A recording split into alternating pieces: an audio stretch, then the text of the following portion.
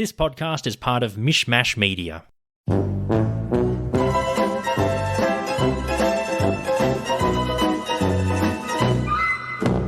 Hey buddy. Hey, how's it going? Very good. Welcome to the final episode of Season 6 of Curbcast. This is a podcast where we get every episode of Curb Your Enthusiasm and review them one by one, scene by scene. My name is Ivan. And I'm Stephen. And like I said, this is the finale, the Bat Mitzvah for Season 6. And Stephen, man, we've had such a ride on this season. Easily the best season of Curb so far. Nearly every episode hit.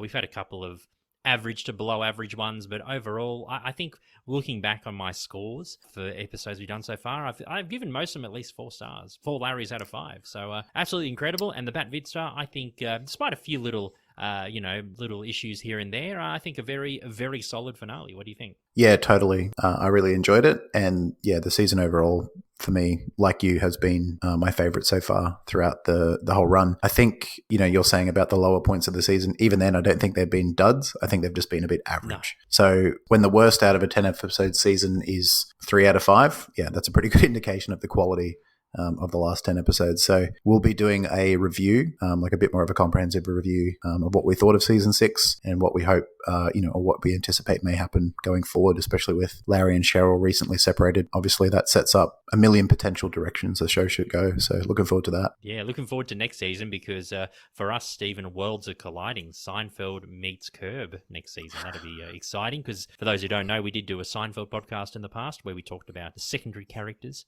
from that show in every episode of Seinfeld, which was incredible. So it's finally the time has come and worlds are colliding. Yeah. These are worlds that we want to collide, unlike George, who wants to keep his worlds separate. So, these are worlds that I think us and, everyone, and I'm sure when it happened, we didn't actually watch this episode when it aired, or that particular Seinfeld reunion episode back in 2009 or 10 when it aired, but I'm sure many fans were happy, when it didn't. I actually remember it, being talked about in media and stuff. So looking forward to that one for sure too. Yeah, absolutely. I have seen the clip on YouTube. You can watch it. I watched the actual episode, bits of the episode, the show within the show. And Cheryl plays one of the characters, plays George's ex-wife. Oh. So that's funny. Yeah, no. I think that's Cheryl. Yeah. Okay. So that was a little while ago that I watched it, but it'll be good to do it again. But anyway, for sure. We got one more episode to talk about, Steve, the Bat Mitzvah. Like I said, one that I've enjoyed. A couple little blemishes, but nothing really too much to detract from the episode. Still overall very solid, and looking forward to bringing this one home. Indeed. If you want to email us, you can, curbcastpod@gmail.com, and we're on social media as well. Curbcastpod is our handle, and you'll find those links in the show notes. If you want to support us financially, that would be awesome. We have a Patreon, patreon.com/mishmashmedia, and for $1 US a month, you can get early access to our episodes, and we will be bringing you some bonus content a bit later in the year. We are just working on that as we speak. And finally, if you don't want to support us financially, but you still want to help us out, you can tell a family or friend member, a friend or a family member. A family. You're my family, aren't you? And I've got. That's true. And you're a friend member. Yeah. Whatever. Someone who you like in your life, family, friend, foe, whoever. If you think that they will like us, tell them about us. That would be awesome. Or just rate us or review us on your podcast app of choice, especially Apple Podcasts or Spotify. Obviously, they're the big boys of the podcast world, and it just helps where we appear in the search algorithm. So that would be fantastic. It would be amazing. And just before we do get into the episode, we've got our very first fan mail, Stephen, which is pretty cool. First time in 6 seasons. So we've never had an email from a listener before, which is quite unbelievable. Because in our old podcast, Bibba Bus, we used to get quite a few, but Curbcast not so much, which is all right. So I was pretty stoked when I looked at our Curbcast inbox, curbcastpod@gmail.com, and we got an email there, which is pretty cool. Something other than spam. Yeah, usually it's spam or like a newsletter for Patreon or something that we signed up to, something pretty boring. But this was an email, and it was an email and a bit of a check-in as well. So.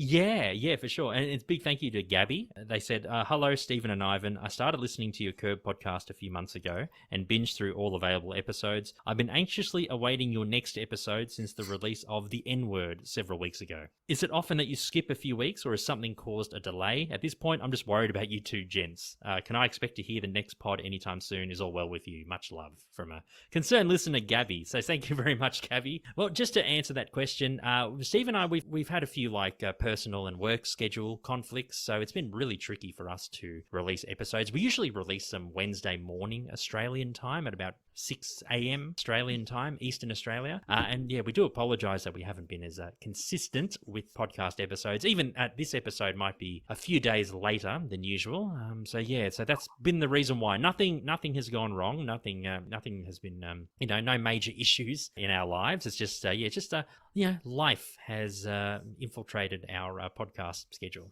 So that's basically, I guess, the best way you can say it. But big thank you as well, Gabby. And we've had have had a couple of people on socials reach out to us as well to see how we were doing as well. And so thank you very much for your concern. We really appreciate it. And we're sorry we haven't been releasing episodes consistently on time recently. Yeah, no, that's true. And just to add to that as well, I moved cities. So I'm now in Sydney, which is in Australia, and Ivan is in Melbourne. So we do record remotely, and my work schedule tends to be the opposite of Ivan's. He's more of a 9-to-5er, and I'm in the entertainment industry. So mine tend to be nights and weekends. So sometimes that can create a bit of difficulty, but I've actually got myself a 9-to-5 job. So our schedules will be more aligned. So, that should reduce the amount of, having to postpone things and change things up and stuff. So yeah, like Ivan said, nothing major has happened. It's just conflict, a conflict of schedules, or, one of us is too tired or something like that. But yeah, we should be back on track after this episode for sure. Yeah, for sure. Yeah, we'll make sure we get season 7 episodes consistently out.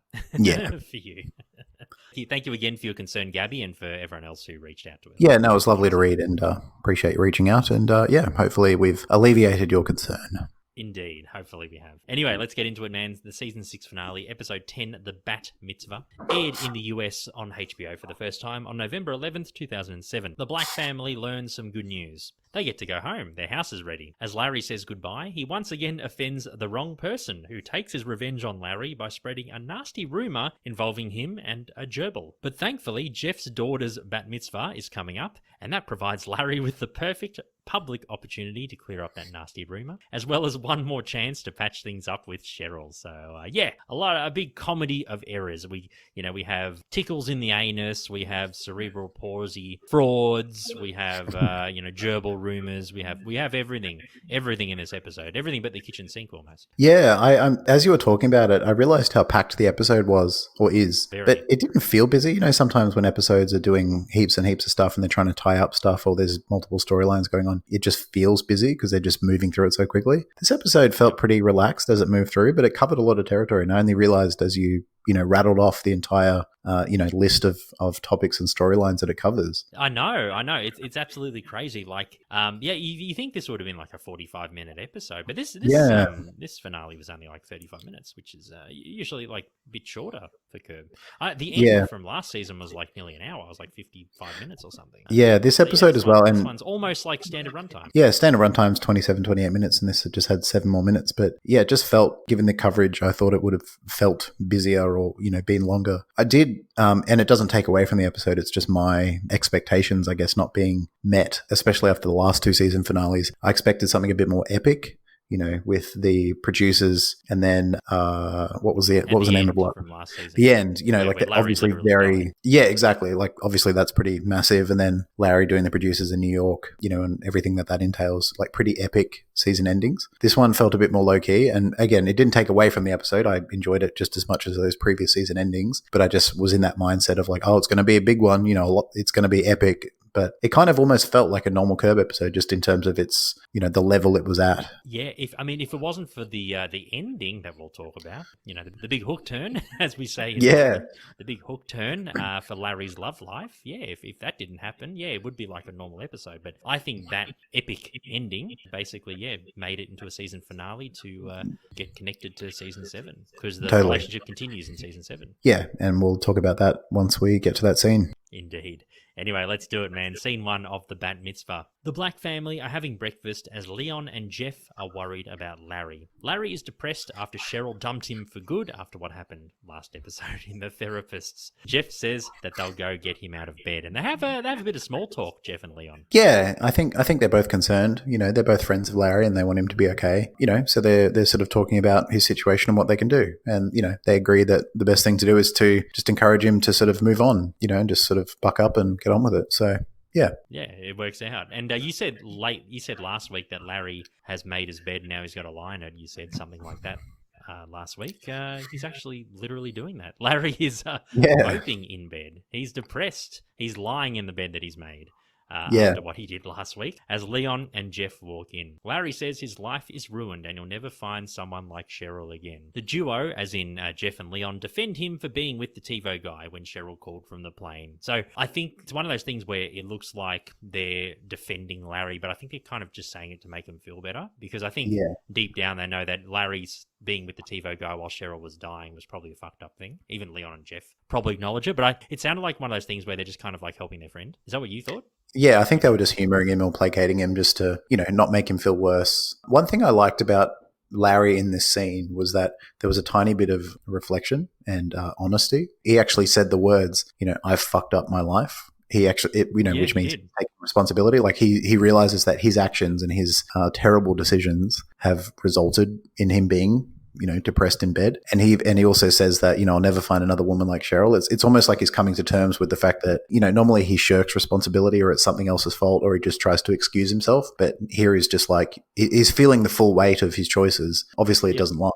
because it's Curb. That's nothing like good or insightful ever really lasts. But, it's good to see Larry actually accepting some blame and, just wearing the decisions that he's made. Yeah, wearing the decisions that he made. And I feel like I said last week that I found out that Larry was actually going through a real life divorce at the time when he was recording these episodes. I think this makes this whole moment, like especially with him in the bed depressed, saying that he fucked up his life. Those kind of things, it just makes everything seem so real and grounded. Yeah. Like his divorce with like his separation from Cheryl and stuff. So it's just incredible, like when you know that Larry went through like a real life divorce around that time. He's kind of bringing his real feelings of his in real life divorce into the show. I don't know, it just felt like after finding that out, it just feels more grounded, doesn't it? Feels very more sincere. It's like the real Larry reflecting on what happened, not psychotic, not weirdo, loony, fictional Larry. Yeah, totally. And it kind of hit home for me a bit as well, because depression is something I've always struggled with. And I've had some pretty rough times where I've been bedbound, and the idea of even leaving my room was overwhelming. So Larry, although he gets over it pretty quickly in this scene, and he sort of gets on with it. Just that feeling, that heavy feeling of like, what's the point? Everything sucks. Even if nothing actually sucks, it's just this heavy. Obviously, a lot sucks in Larry's life, but I completely empathized with that feeling of like, what's the point in anything? It's all a big nothing, as Tony Soprano says famously. So that made it hit home. It did come across as sincere generally, I think, because of what you said about how Larry's going through his own divorce in real life, but just me as a viewer, having been in that situation, and for the same reasons as well, a relationship ending, it kind of had an extra level to it for me. Oh, for you, yeah, definitely. Yeah. I mean, I've been in those situations before, but I've never had depression as far as I know. But there have been situations like I've had, like you, where I've struggled to get out of bed and stuff. Yeah, they're usually like very fleeting. That hasn't happened for a long time. Yeah, but I get what you mean. I mean, but it's just like just seeing Larry in that moment, and even last week, I don't know. It just felt like the real Larry was there in the room as well. Yeah, and I mean, if he's acting how he should as a character, having been left by his wife that he obviously loves very much, even though he's not very good at showing it. I guess it's almost like not method acting, but if you often hear about how actors try and channel, if their character's going through some sort of hardship, whatever it is, like whether it's a breakup or losing a job or whatever it is, you often hear about actors trying to channel something that they've experienced, even if it's not the same one-for-one experience as a character. They try and channel the same feeling. So I'm sure whether that was deliberate or not, Larry probably dug a little deeper to into what was going on in his real life to show that on screen. And I think, again, whether it was deliberate or not, it came across that way for sure. Yeah, it did. And it just took it to another level. Yeah, no, I really appreciated it. Yeah, I did too, yeah. Anyway, Larry claims that he won't be able to find another woman like Cheryl, like I said before. Jeff says that Cheryl and a guy, well, Glenn from previous episodes, are coming to Sammy's Bat Mitzvah as Jeff and Leon encourage him to go out and find someone else to make him happy. Leon spurs Larry to get out of bed as Jeff leaves the room. Leon encourages Larry to get out of bed. Larry gets out of bed. He says, I'm going to forget about Cheryl. Cheryl's done. That's it. I'm going to move on with my life. It's like Leon's like his elixir. He gets excited. He gets out of bed and walks downstairs with Leon. So it's good to see. I mean, like 30 seconds before, he's like, he can't get out of bed. And then Leon's like, gives him like an elixir of sorts. Metaphorical elixir. and he gets up Yeah. rejuvenated. Yeah, I mean, Leon is pretty infectious. His energy is pretty infectious. So if anyone's going to give Larry a shot in the arm that he needs to, just sort of get up out of bed and shake it off and, have a good day, it's someone like Leon. Like he's got that swagger and that energy that just make people want to, I don't know, step up to the plate, I guess. So, yeah, I think they used him well in this scene of just like, and even what he says, you got to become another motherfucker. Like that to me is another motherfucker, that's right. That's a classic Leon line. And I think, even though it's simple in its concept, it means a lot to Larry because he's saying like Leon's pretty sharp, like short and sweet with his delivery. He gets his point across usually in a really pointed, not crazy, but just like, there's a word I'm looking for. I can't think of it, but he goes straight to the point. He doesn't meander like I am right now, funnily enough. So, like if Larry was having a conversation with Jeff, they'd be talking maybe about how Larry feels and what he could do. And maybe some things that, I could imagine Jeff saying, maybe you should try this. Maybe you should go out. Let's go see a movie. Like it would be a slow conversation to try and gently lift Larry out of that depression. But Leon's just like, you've got to become another motherfucker. Like he condenses that long, gentle conversation into just one short and sweet point. And it seems to work. It works, yeah. Well, Larry's inspired. Leon's good for Larry. He is, he's like he's a shot of energy in his arm. Yeah, it's shot in the arm, that's right. Exactly. The remaining Black family greet Larry as he and Leon walk down the stairs. Larry proclaims that he's forgetting about Cheryl. The Blacks reveal that their house is fixed and they're ready to go back home, and Larry is speechless. He asks if Leon is going there, and Leon says he has a place down there too, and he's going to go with them. Daryl walks down the stairs with his gerbil cage, and he says that his gerbil is missing as Larry goes to look for it. So Larry, even though he has mentioned, several times during the season, like he wants the, Loretta and the family to go, he kind of, he's a bit surprised when he realizes the house is ready to go and they can go back home. He's kind of also a bit sad about it too. Yeah, I think it's been a love-hate relationship. He's enjoyed having them there, even though there's been a few tense moments, especially Leon. Obviously, him and Larry become pretty fast friends. But I think as well, he probably is extra sad that they're going because now he'll be all alone in the house. That's right, because Cheryl isn't there. Yeah, it adds another dimension to the whole thing. Yeah, and I'm sure he's like talked to them a lot about Cheryl, and they've helped him just sort of by listening to him and supporting him and taking him out, or doing whatever friends do. So yeah, I'm sure that has amplified why he would miss them. Like he misses them, but he's also missing the the comfort that they provided during a pretty rough time for him. Yeah. So Larry's gonna basically be alone. Yeah. I mean, obviously he's got Jeff and other people that are his friends, but day to day he'll be sleeping alone. So yeah, it's pretty grim until one fateful night. Later in the episode. Yeah. But yeah, at this point, when we don't know what's going to happen, we assume that Larry's just going to be alone, in terms of like intimacy and in terms of like close, family and friends. Yep. Well, live-in friends, I should say. Mm. At Larry's office, his secretary Antoinette says that the building manager called to say that someone is moving into Larry's office, or the office next door to Larry. Larry says he's disappointed. He says he has all this room. He won't be able to control the thermostat. He goes on his rants about what would happen if someone rented the other office. Antoinette asks if Larry is okay. He says he's feeling better even though he hates being single, and they talk about it for a little bit. She says Matt Tesler called for him and wants to catch up. Larry says that he's a guy who directed 4 Seinfeld episodes and that he was no good. And I googled Matt Tesler, and he's a fictional character, so he's not a real director of Seinfeld. Yeah, I remember, when we did our Seinfeld podcast, we'd always make mention of who directed it and who wrote the episode, because that usually dictated, certain characteristics of the episode. And the name Matt Tesler was not in my memory, so that doesn't, that makes sense now. Yeah, it was like Tom Sharones did pretty much all the earlier episodes, and I think Andy Ackman, did the later ones. Yeah. Jason Alexander may have directed one, and I think we had Larry Charles who did quite a few, and and Larry Charles, of course, has done Curb episodes as well. He directed this episode, Larry Charles, as well. Yeah. But yeah, no, I never saw the name Matt Tesler. I think it would have been pretty harsh if someone played, someone who directed Seinfeld played themselves and they were on the show. I think that'd probably be a bit too harsh. Yeah, for sure. So let's make up the name.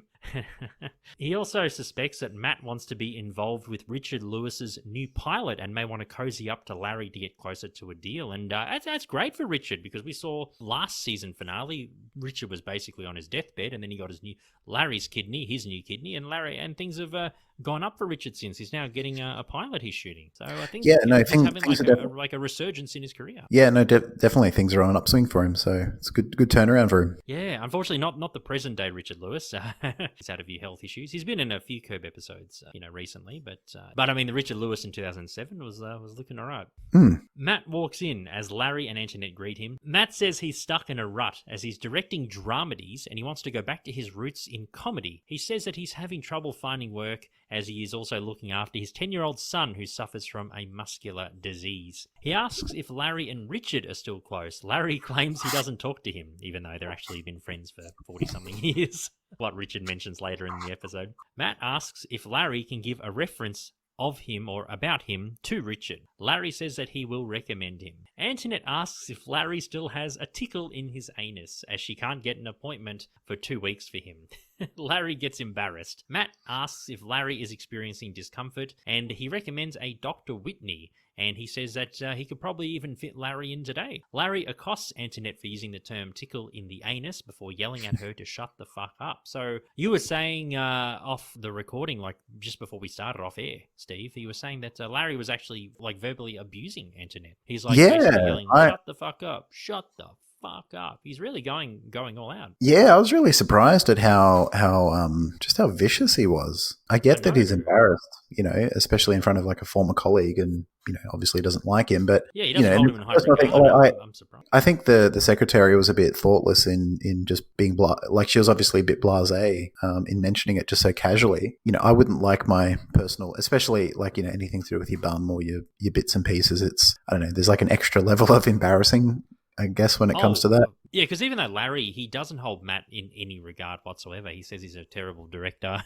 for Seinfeld, and he reluctantly says that he'll give a reference to Richard for him. But yeah, I mean, yeah, definitely a very, very personal issue. We do know, we found out a couple of seasons ago that Antoinette knows a lot about Larry, like pretty much 8 years worth of Larry's life that she knows. So yeah, I think it's one of those lapses in judgment where she didn't realize that, Matt was in the room, or if it was like Jeff or like a close friend, she probably would have said it and Larry would have been like, oh, I just have a tickle in the anus, it's no big deal. But I think because it's like someone he hasn't seen for a long time and or whatever, he probably he's worried that he doesn't want Matt to know, or anyone else to know for that matter. Yeah, that's right. And he's obviously a bit more on edge as well because of what's happened with Cheryl. And even if he doesn't hold him in high regard, he probably just doesn't want the news broadcast to anyone. He's worried about, I mean, it happens obviously, but he just doesn't want Matt telling anyone at all. So, but again, I don't think that warrants going so, like, just losing it.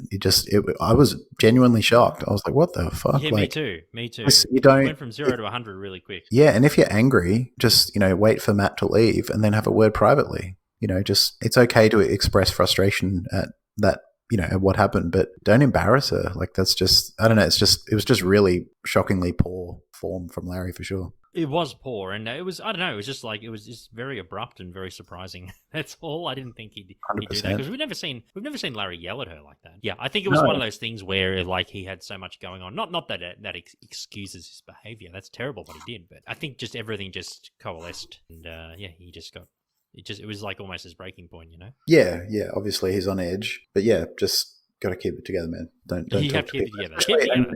Be another motherfucker. Exactly. That's the wrong motherfucker to become. No, don't be that motherfucker. No. And like Larry, Larry's got a temper. Like, we've seen him yell and argue many times, but it's never usually this. It's usually while he's arguing with someone, and then someone's arguing back. It's never just like talking down to someone just so aggressively. And his colleague as well, or like his employee as well. Like, I don't know. It's just, and she's like really and she's like trying to be really kind to Larry, like, how are you doing? And when he said, if I could, I'd be married in a month again. She's like, oh, you're a romantic. Like, she's being really sweet and nice and thoughtful. Yeah. So yeah, I think that made it like extra shocking how mean he was. Cause like, even though she slipped up and shouldn't have broadcast his medical information, it was just honestly one of the most shocking scenes in Curb I've ever seen. Yeah. It was just so abrupt, wasn't it? Yeah. I don't mean shocking in terms of like boundary pushing or anything like that, but no. Unexpected, like just a left turn, like unexpected character, behavior is what I mean. Yeah. Well, there's plenty of reasons to explain why he's like that. Not that, like I said, not that excuses his behavior, but a lot of reasons why he was at that point, which makes sense. Yeah, it makes it very shocking anyhow. Yeah, for sure. Called this man, Dr. Jay Whitney, my wife's cousin Kai. She runs the office. Oh, she does? She can open all the doors. All right, it's not just funny. the back one. You know what I mean? Seriously, Yeah. she can get you in today. Yeah. And you don't have to think about it. Oh, Why that's not? nice, but there's really nothing wrong with it. Why does it have a tickle in my anus? I don't have a tickle. Are you fucking crazy? Huh? Tickling my anus? She's just Where do you looking come out from? for you. Why did you say that? I don't have a tickle. Who said that? Look, I gotta go. Look, I think I've given you the wrong impression. Larry's anus is fine. Shut the fuck up, okay? Shut the fuck up! Larry calls Richard from his car. He leaves a voicemail in code saying that he is recommending Matt Tesla to him for the pilot, but kind of doing it in a way where he's he's saying it like, I'm calling to leave a recommendation for Matt Tesla, like kind of like wink wink. He's like saying it in code. It's pretty great. So hopefully he realizes that Richard's kind of caught on, because at least Larry can say, look, I've told Richard about you, Matt. If Richard rejects you, then, I did my best. He doesn't want Matt working with Richard, but it turns out Matt gets the job, we find out later on. Yeah. Richard can't read the code. The code in Larry's voice. Yeah. The scene cuts to Larry. He's at Dr. Whitney's office later in the day. Larry says that he has a problem. Oh, he's speaking to the receptionist, I should say. And he says that he has a problem with leaving his details on a form for privacy. The receptionist says there's nothing wrong with this, and he's seeing a gastroenterologist, and there's nothing wrong with leaving your personal information. They begin to have arguments about the form. She says that she doesn't have any reason to take patient details for herself. She makes a point saying, I earn $8 an hour. It's like, no, I don't care.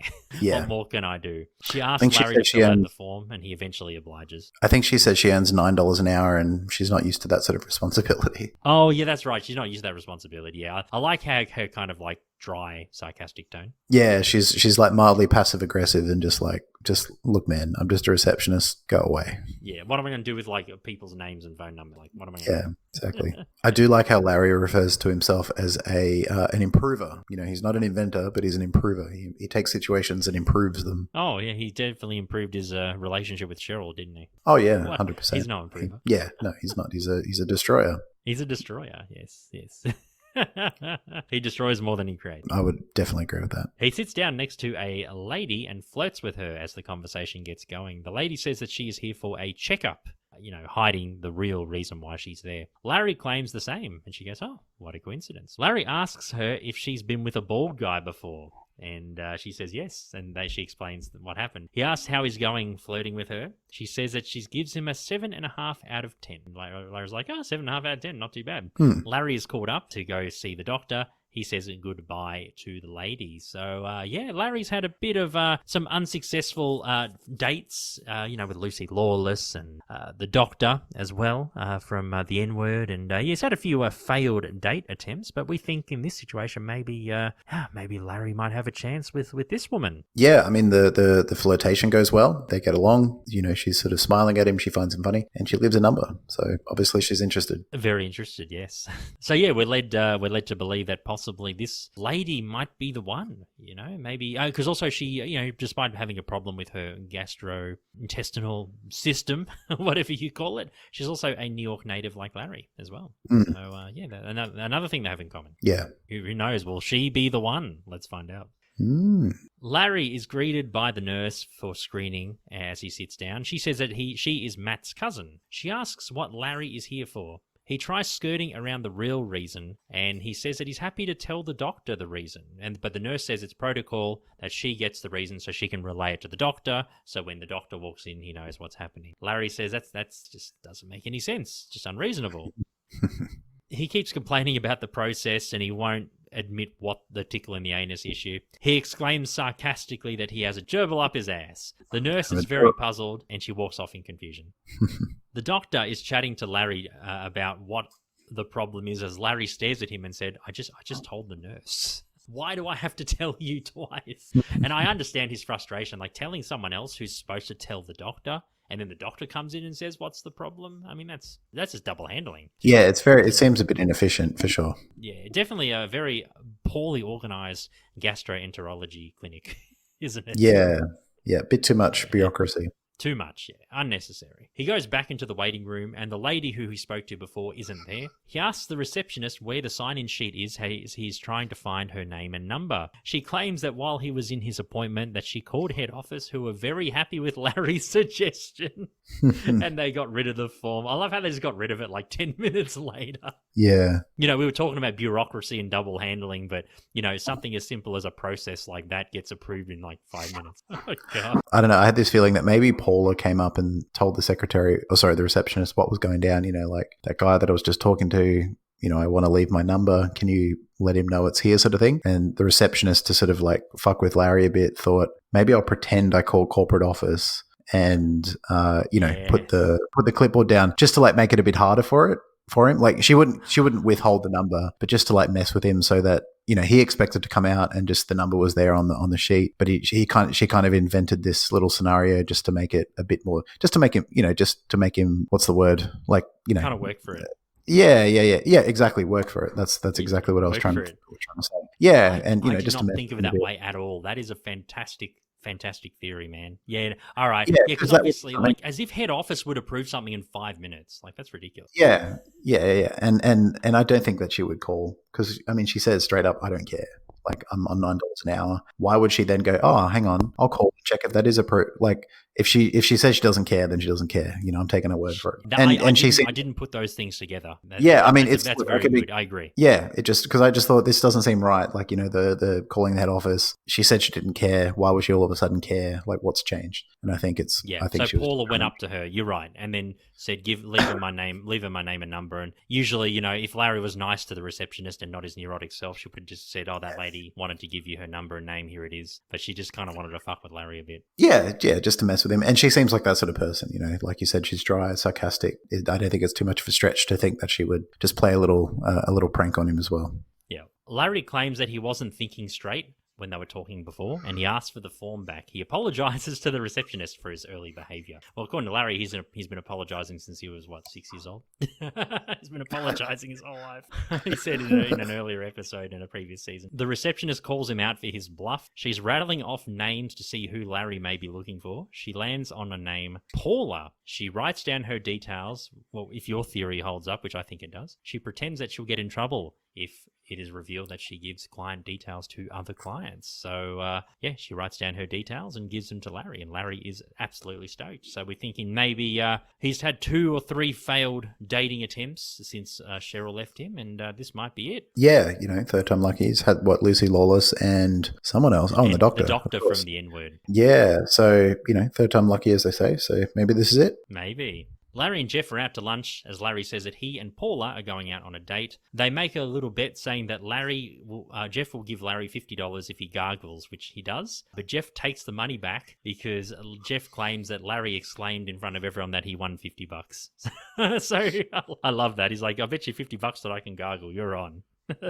Larry gargles, he gets the money, and he's like celebrating in front of everyone. And just, I love when Jeff just gets the money back. He was never going to give Larry the money. He was just making an excuse. Yeah, just trying to humor him. I think so. Larry asks if Matt is one of his clients, and he says yes. Jeff says that his newest client, John Legend, will be there to sing at Sammy's Bat Mitzvah. Larry says that he may bring Paula along as well. They agree to do a double date to the movies with the Greens as Larry begins shifting in his seat. He's very uncomfortable, and Jeff wonders if everything's okay. And Larry says, I'm fine.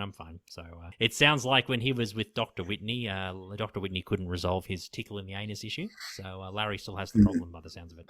Yes. Larry, Paula, and the Greens are lining up to go to the movies. It's a long line, and they're about in the middle of the queue. A man who's suffering from what appears to be cerebral palsy walks to the front of the queue, and he gets a ticket. Everyone is shaking their heads at the fact that this guy, even though with his disability, can still walk in and get a ticket.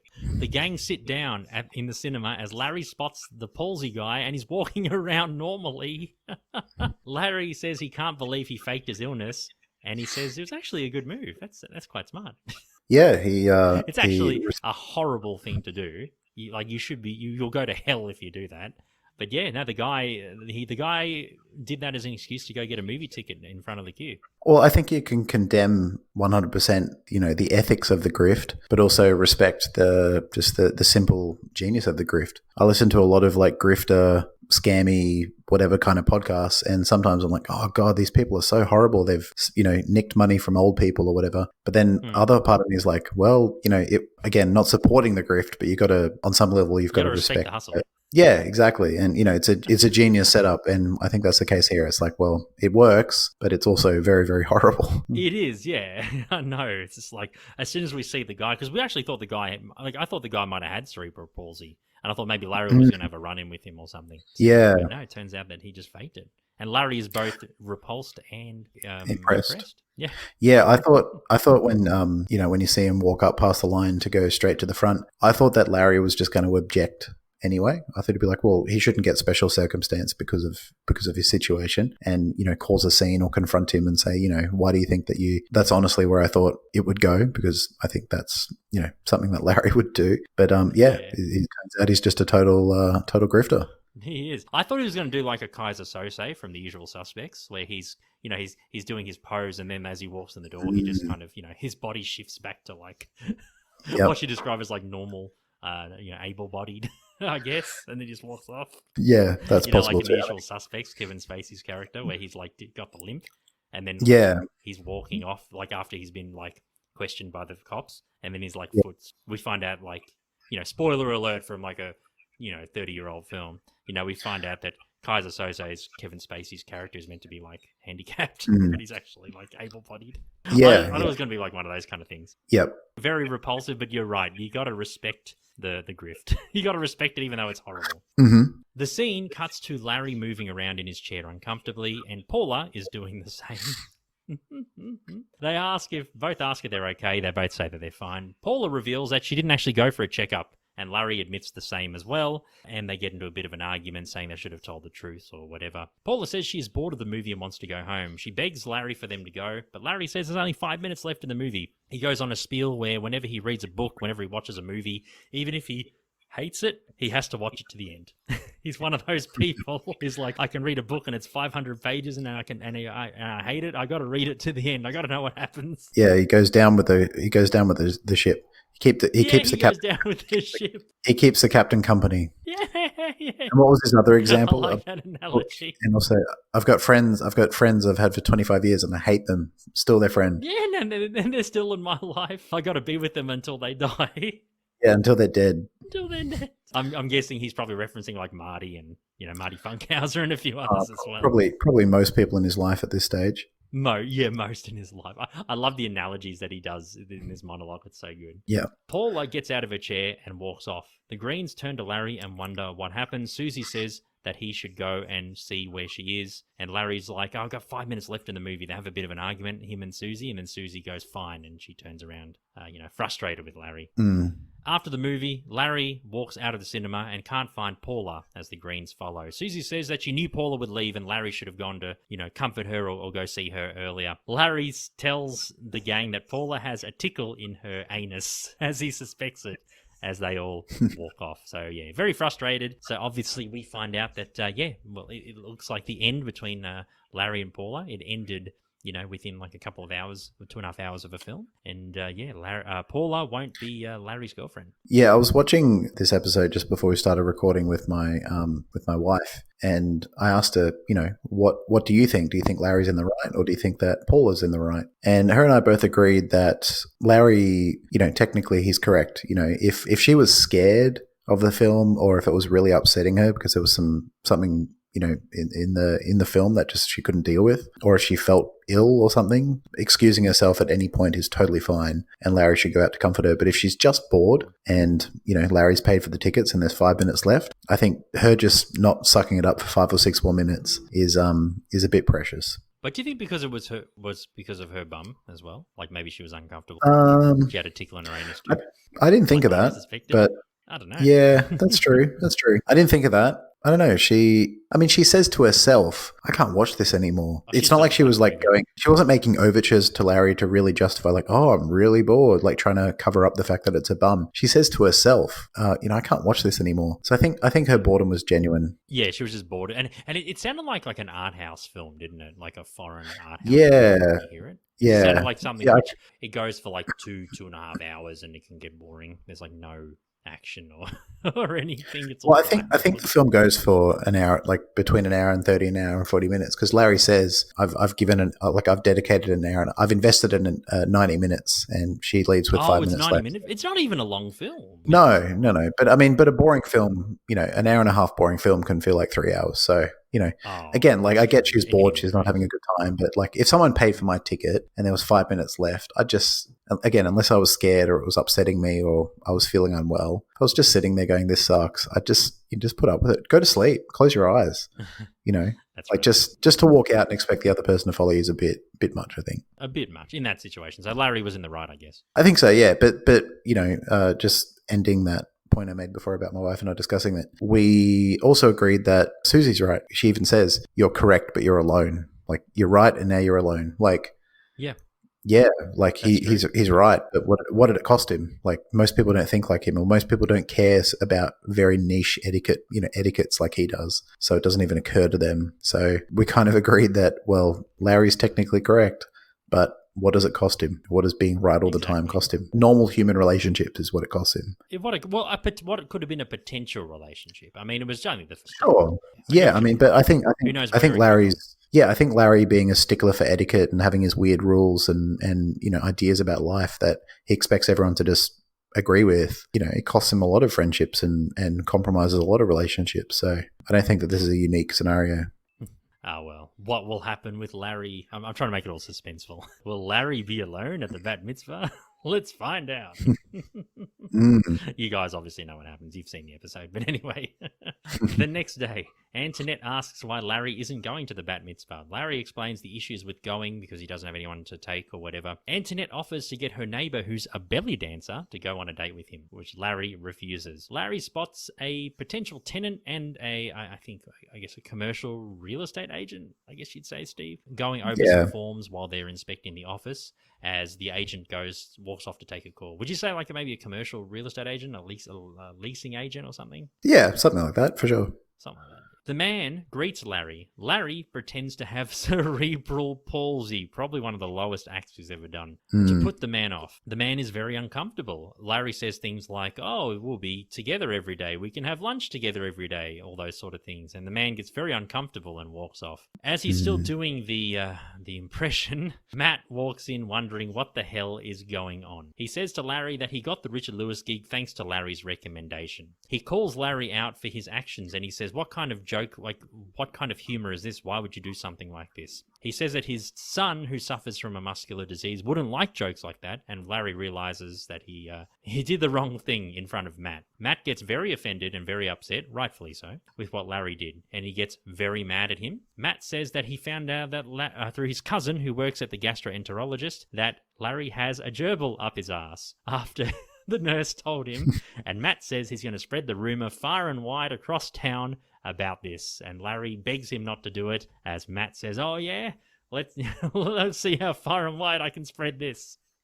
Hey everyone, did you hear about Larry who had a gerbil up his ass? Yeah, he's on the warpath now. He's like, nope. Oh, absolutely. I mean, he offended his son, which is fair enough. I mean, his son suffers from a similar disease, condition, but I can see why Matt would be very upset. Totally, yeah. One thing I found strange was, when he first walks in and he catches Larry at the end of his impression, initially he doesn't express anger. Like he says, like, hey, Larry, how's it? He talks to him sort of normally for about 10 or 15 seconds. And then he goes, what are you doing? Like it was funny that like delayed. I expected him to react immediately going like, what are you doing? But he kind of talks to him calmly or civilly for 10 seconds and then goes, by the way, what was that? I don't know, it's strange. And then he says he got the gig with Richard Lewis, and then he says, what are you doing? Yeah, that's what I mean. Like he did. Confused. Yeah, maybe it just took him 5 or 10 seconds to realize like what he was doing, and then that caused the delay in anger. But I was like, hang on, what? It was just odd. I just found it odd. That's all. Oh, well, it's just what happened in the moment, how he reacted. Yeah. Not a big deal to something. He was probably just more confused.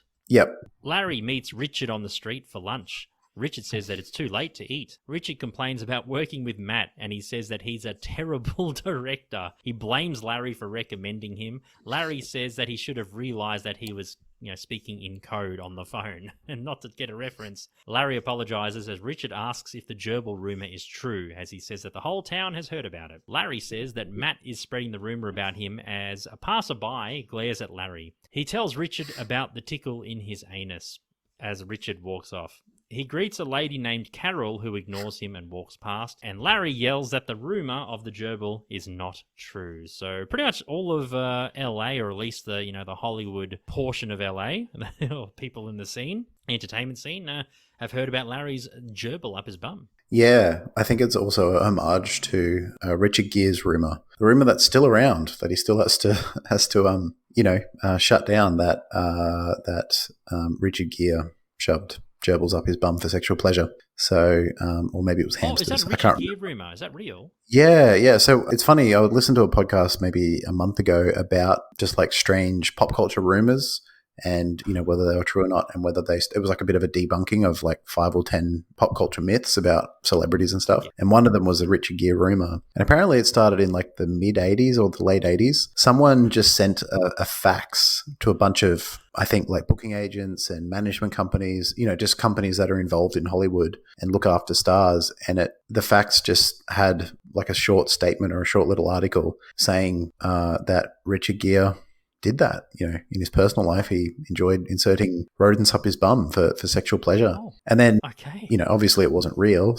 Someone just decided to fuck with him for some reason. I don't know whether it was supposed to be a prank or like a personal vendetta, but it just created this rumor, and it spread to sort of, it was like a rumor in Hollywood for years. And then it kind of crossed over into just like pop culture and mainstream media. And he's just never been able to escape it. It's still something that lingers.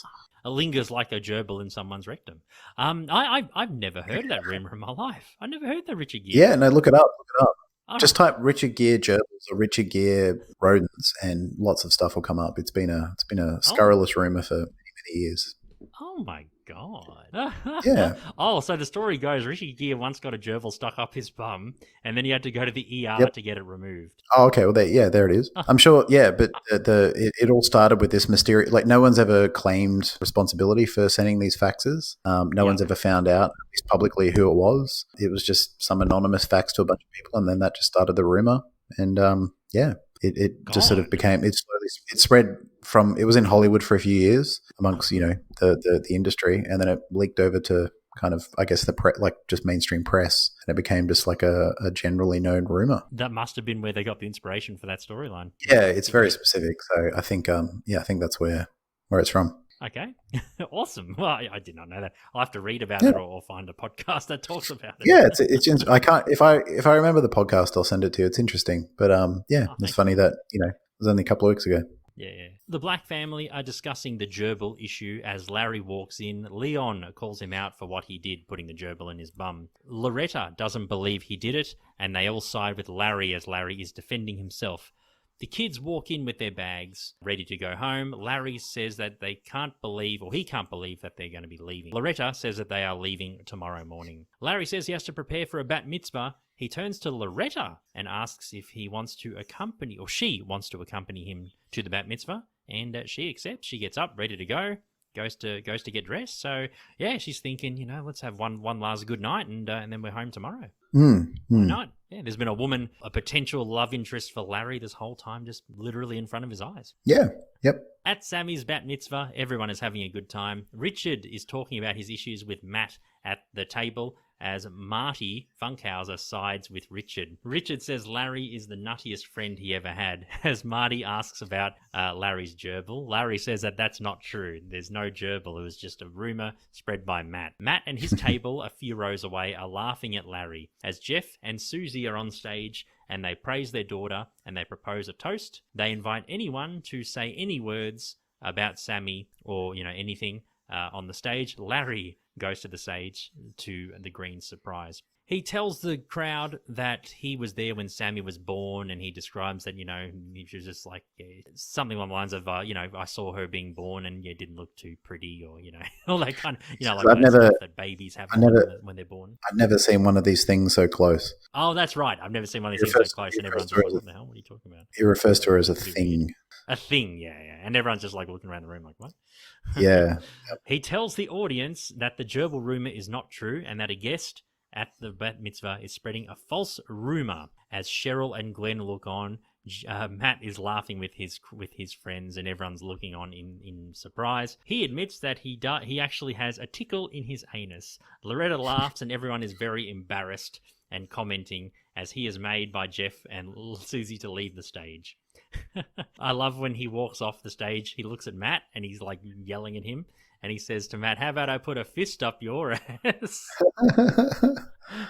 Yeah. He's had enough of Matt. He's done with him. Yep. Jeff asks if anyone else has anything to say as the scene cuts. Everyone is having dessert and coffee. Larry looks over at Cheryl and Glenn, who are alone at their table. He walks over to them. They greet Larry. He tells Glenn that he is wearing the no-fly underwear that Glenn invented and he sells, and Glenn is very happy about it. John Legend goes on the stage, and he's about to sing again, and he's about to dedicate the next song to Sammy. Cheryl and Glenn go to dance. Larry watches on from the back of the room, and he looks very, very lonely, very sad, I guess you'd say, Steve. Loretta is sitting alone at the table. She looks at Larry. They exchange glances. They keep staring at each other. Larry goes over and asks Loretta for a dance, which she accepts. They dance, and they get closer together on the dance floor as John Legend is performing. The Greens are looking on in surprise, as well as Cheryl and Glenn. Larry and Loretta are dancing, and they seem very content with each other. Those two, it seems like they're in their own world, and they're very comfortable in each other's arms as everyone watches on. So, we find in that moment that Loretta was there for Larry the whole time. Yeah, it felt like, it's in movies and stuff, and I guess it happens in life too, where, friends turn into lovers because they realize that everything they want in a partner is right there. So it was nice. It was very sweet. Wholesome, wasn't it? Yeah, very sweet and very wholesome. It kind of reminded me a bit of the end, the final episode of season 5, where Larry has that little montage with his parents, and they just do simple small town stuff and very sweet, loving stuff. It just was very innocent and sweet and genuine as well. Like, it wasn't supposed to be facetious or cheesy. It was just like Larry's happy and Loretta's happy too. Yeah, they were happy in that moment. It was nice. Yeah. I wish Wanda Sykes was at the Bat Mitzvah, because she's accused Larry of being racist towards black people and all that stuff. And we've seen throughout the season how there've been things which make Larry appear to be racist towards, black people and stuff. I just find it so hilarious how there's, throughout this whole show so far, there's people have thought that Larry doesn't like African Americans and stuff, but he ends up with an African American woman as his girlfriend. Yeah, I think that's true. I think that's terrific. That is terrific. Yeah, it definitely would have changed people's impression. Yeah, I think given how quickly information seems to spread in Larry's version of Hollywood, I guess you would find out maybe the next day or something that she's with Loretta. So, but yeah, it would have been as a visual gag, I guess, pretty funny to see Wanda reconsider her opinion of Larry if they as they sort of like fall for each other when they're dancing. I know. I wish she was there. That would have been perfect. But it was a nice moment anyhow. It was meant to be very wholesome. Yeah, no, it was very lovely. Really well. Yeah, it was lovely. In the final scene, a montage plays with Larry being involved in the family activities. Loretta and Larry are now a couple, and they're living with Larry. In the final part of the montage, Susie is at Larry's front door, yelling at him for his behavior at the Bat Mitzvah.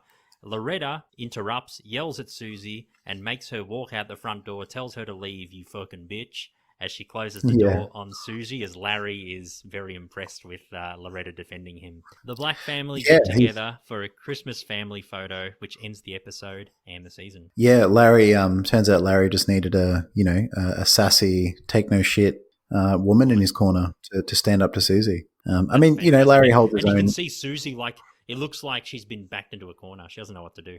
She's never had anyone. Well, she's probably used to being like the strong-willed kind of argumentative, like "don't fuck with me" woman in Larry's little world, and now Loretta's taken the top spot, so she's probably a bit like, well, where do I fit in all this? Exactly. You can even see Susie. She was just so confused. She was just like, "Oh shit, okay." Yeah, it's like I've been bested what I'm good at, by yeah. Absolutely incredible. But yeah, that was the Bat Mitzvah. That's the season 6 finale, and that is the season. A fantastic season, Steve. I give this one 4.5 Larrys out of 5. I think it was a terrific episode. Yeah, lots of good things. I love the wholesome ending for Larry. It was nice that after everything Larry went through, despite his actions, in previous episodes and stuff. Yeah, he got like a nice ending. I found that the whole like Larry and Loretta thing, I felt it was probably a bit too abrupt though. I mean, we have seen hints of them like flirting and stuff, but there was no real other indicators throughout the season that they might get together. Is that something that you noticed, or is it just me? Yeah, no, I enjoyed it, but maybe it was just like a last minute idea or something, and they just couldn't write it into the episodes leading up to make it a bit more convincing. But I enjoyed how it turned out, but yeah, I think it felt a bit disjointed considering what Larry's been through. But it didn't feel so disjointed that I thought, what? I wasn't confused. It was just a bit, oh, okay, right. That was unexpected. But yeah, I enjoyed it. And yeah, I enjoyed the episode a lot.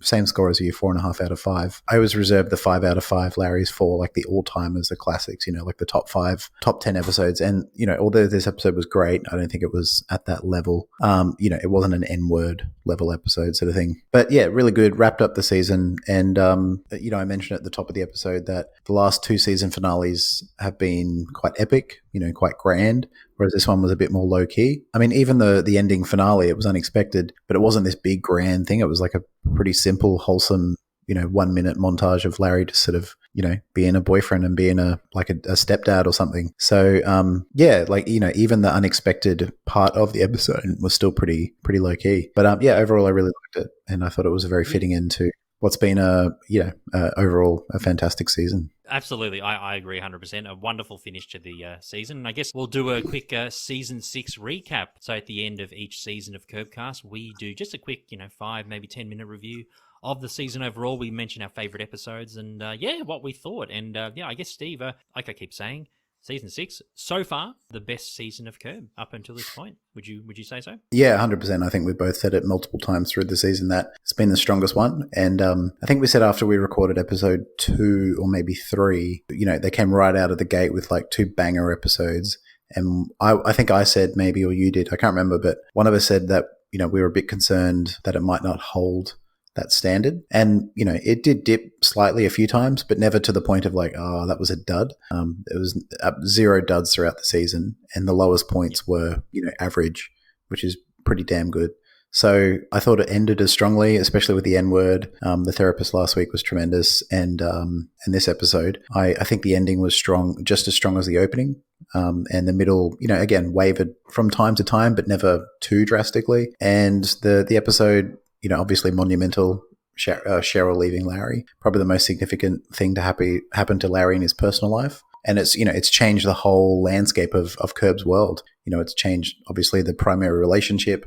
It's changed, like, who's loyal to Cheryl, who's loyal to Larry. It's changed the dynamics amongst, they'll still interact, but as sort of like ex-husband and wife and, maybe friends or something. And obviously Loretta coming into, at the very end there, clutch move, as Larry's new love interest, again, has just added another element that was unexpected, but, spicy. It makes season 7 very enticing. But yeah, my high points for the season, definitely the N-word. I think I gave that episode 5 out of 5. And I said, if we ever do a top 10 episodes, it will definitely be in there, probably even a top 5. And I think most people would agree it's one of the all-timers. Low points, I can't actually remember the name of the episode. I don't have the list in front of me, but I can't even remember what happens. But I do remember I gave one a 3 out of 5. I think it was episode 5 or 6. I should be more prepared than that, but whatever. But yeah, I mean, the low points aren't even low enough for me to really like articulate. It was just like a few like average episodes. So yeah, I can't really say much more than that. I thought, I mean, obviously the black, we got to see more of the blacks, which are fantastic. Well, I mean, we got to see the blacks. Leon is a fantastic introduction as well. For me, he was like the MVP of the season. What an incredible introduction to the show. Totally. And I think after, again, I remember because we recorded the first 2 episodes in a row and we were just on a high because those episodes were just fantastic. And I think, it was mostly because of Leon as well as the episodes being good, overall. And then maybe up after like episode 5 or 6, we were like, oh, the blacks aren't appearing, especially Leon, aren't appearing as much as we thought they would, considering they seem to be the main premise throughout the whole season. But then I think we realized maybe at episode 8 or 9 that, for the blacks and Larry, especially Leon, it was quality over quantity. Maybe that was actually a good thing. JB Smoove stole every scene he was in. Totally. I mean, I think the addition of the blacks is probably one of the best things in Curb so far. And yeah, I appreciated, like, at first I was like you. I thought, oh, they're going to drag this out. They're going to be in like I was thinking more. I was kind of worried it would become. Do you remember like Steve Urkel in Family Matters, where he used to be Yep. like a side character, and then they incorporated him into more episodes, and it got to the point where like he was the main character, and they Yeah. revolved the show around him. I was worried, like even though the Black family they're terrific, I was worried it would become more like their show, and then Larry would be like sidelined, which would kind of take Yeah. away from the whole premise of Curb. But I really appreciate the writing. I really appreciate, even though like. There was like sporadically in this season when they were. Leon was obviously involved in some subplots throughout the season as well. Loretta as well. But you're right. When they were in there, they weren't in there as much as I expected. But when they were in there, they killed it. Especially JB Smoove, Vivisha A. Fox, who played Loretta. She was terrific as well. Everyone was great. And I'm really, glad that they went with it. And it's awesome how Loretta and Leon are now closer to Larry as well as the rest of the family. It'd be really nice to see. Because I do believe that the relationship does continue in through, I think, some or most of season 7. We haven't watched anything up until like after this episode. This will be the first time we're watching season 7, which we're excited about. But the relationship will continue on for now, and we'll see. Yeah, and I'm excited. Hopefully, we'll see a bit more of Loretta and Leon now that they're more, they have a tighter relationship with Larry. Totally. And I'm interested to see if it changes the friendship between Larry and Leon because, like, even though Leon and Larry are mates and Loretta's happy with that and they get along, if you're dating your friend's sister, it changes the dynamics a bit. If you do something to upset the sister, even just by, if you make a mistake as a boyfriend and the brother sees the sister upset, it can lead to a bit of tension. So, I'm interested to see if that changes things between Leon and Larry. We'll see how we go. But with season 6, I mean, I'm the same as you. Strong start. The first 2 episodes were great. And the back end was great. The middle episodes, they were still very, very, very good. My favorite episodes for this season, the Freak Book and the N-Word, I gave both of them 5 out of 5. Yep. Yeah, the N-Word, you said if there was a top 10, it'd be in there. For me, it would be if it was a top 5er. It'd be top 5, like no problem. Freak Book would be in the top 10, but probably like number 8 or 9 in my favorite episodes. But still a very solid 5 out of 5 for me. I only gave 1 episode. My average episode rating was like 4, I'm pretty sure. I gave most episodes at least a 4. I gave, I think, another one 3.5.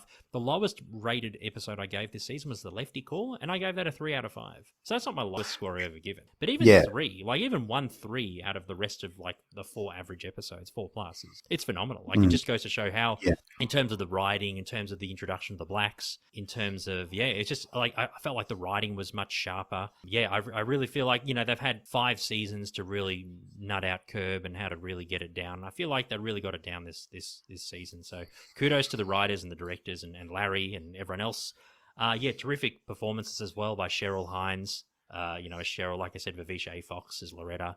JB Smoove probably steals the show, I think, for me, as Leon. Oh, definitely. The scenes that he was in, he just destroyed it. He was terrific. Definitely, like MVP. More of him, next season. Yeah, I can't wait. I hope he's as wild as he is in this season. For sure. But very good, very good. And next season, we can't wait. It'll be the Seinfeld season. So the Seinfeld reunion, we're going to see the OG Core 4 actors in Curb predominantly, which will be really, really nice. I'm looking forward to it. Looking forward to worlds colliding for us, mate. Indeed. It'd be good to talk about Seinfeld, but not talk about Seinfeld. Yeah, we can. I mean, I think we pepper Seinfeld into this podcast because, you can't avoid it entirely, but it'll be nice to, talk about Curb through a Seinfeld prism. It will, it'll be. Or actually talk about Seinfeld through a Curb prism. Probably more accurate. Through a Curb prism, that's right. And we talk about the actual actors, not the characters of Seinfeld. Not the characters. Anyway, that was season 6 of Curbcast. Thank you so much for watching. Thank you very much for your support throughout the last 6 seasons. We really appreciate it. And big thank you to Gabby, who was our first ever fan mail, who sent us an email earlier in the week. Big thank you, and thank you so much for your concern about us. We've had Gabby and a few other people on socials who've reached out wondering if we're okay because our schedules haven't... we haven't been releasing episodes on time like we normally do. So, but everything's all well and good. Just a few personal and work schedule conflicts between Stephen and I, with some changes in our work lives as well. So, we're all doing okay. And thank you very much for your support. We love doing this podcast, and we love comments we get. We love when you reach out to us and stuff through other channels. It really warms our hearts. It honestly does. So, thanks again. Yeah, it does.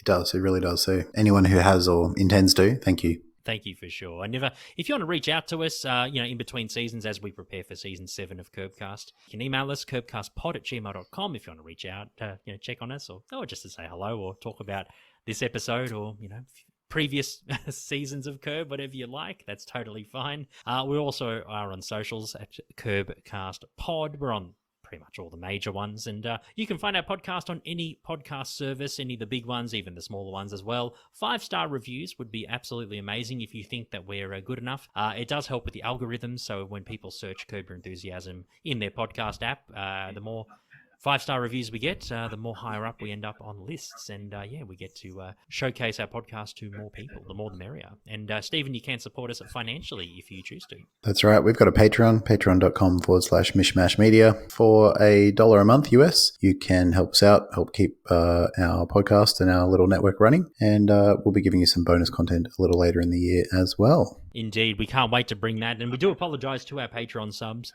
at the moment. We have 3 at the moment. We apologise that we're not doing bonus stuff now, but we promise it will happen. So just, thank you. Thank you for your support. Honestly, appreciate it. My name's Ivan. I'm Stephen. And we're going to be back. Well, I won't say next week. I don't know. Whenever we are, hopefully in the very, very near future, we will be back for Curbcast Season 7, Episode 1. We're looking forward to that. And looking forward to experiencing Curb Your Enthusiasm episodes for the first time and sharing our thoughts with you. You take care of yourselves and each other, and we'll catch you then. Bye. Bye.